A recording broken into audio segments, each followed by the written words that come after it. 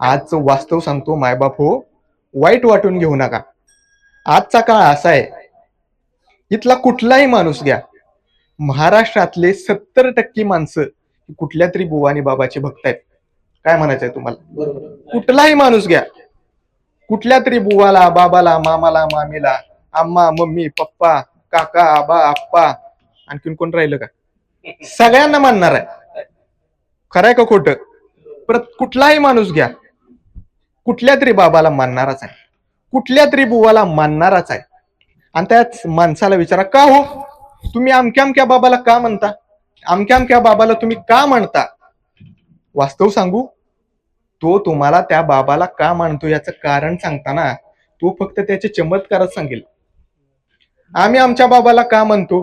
आमच्या बाबांनी विहिरीतून पाणी काढलं, आमच्या बाबांनी झाडाला पालवी फोडली, आमच्या बाबांनी मेलेला माणूस जिवंत केला, आमच्या बाबांनी पाण्याचं तूप केलं, आमच्या बाबांनी पाण्यातून दिवे लावले, आमच्या बाबांनी पाण्याचं तेल केलं.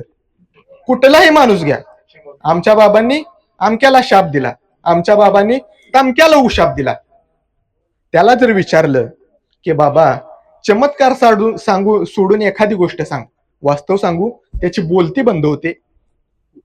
त्याला सांगितलं की बाबा एवढे चमत्कार सांगितलेस ना, ठीक आहे, पण चमत्कार सोडून आणखीन एखादी गोष्ट सांग, त्याची बोलती बंद होते. पण तेच एखाद्या सामान्य वारकऱ्याला विचारा, का हो तुम्ही ज्ञानेश्वर महाराजांना का मानता, तुम्ही तुकाराम महाराजांना का मानता?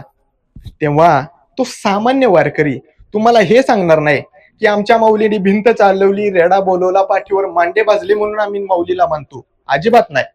आम्ही माऊलीला मानतो कारण माऊलीनं ज्ञानेश्वरी लिहिली. आम्ही तुकाराम महाराजांना का मानतो? तुकाराम महाराजांनी पाण्यातून वह्या तारल्या?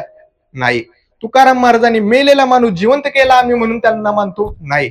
तुकाराम महाराजांनी गाथा निर्माण केली म्हणून आम्ही त्यांना मानतो. आदरणीय शास्त्री बाबांचं एक प्रसिद्ध वाक्य आहे, तुमचेही चमत्कार बाजूला ठेवा, आमचेही चमत्कार बाजूला ठेवा, उरते ती गाथा ज्ञानेश्वरीच विठ्ठल. पुढचं वाक्य ऐका, संतांनी केलेले चमत्कार ह्या त्यांच्या सहज लीला असतात. सहज लिहिले उदकी वया, तुम्ही तारलेल्या निज सत्ते. संतांनी केलेले चमत्कार ह्या त्यांच्या सहज लीला असतात. पण संतांनी निर्माण केलेलं अक्षरवाङ्मय, संतांनी निर्माण केलेले ग्रंथ हेच त्यांच्या अवतार कार्याचं खरं प्रयोजन असतं. विठ्ठल.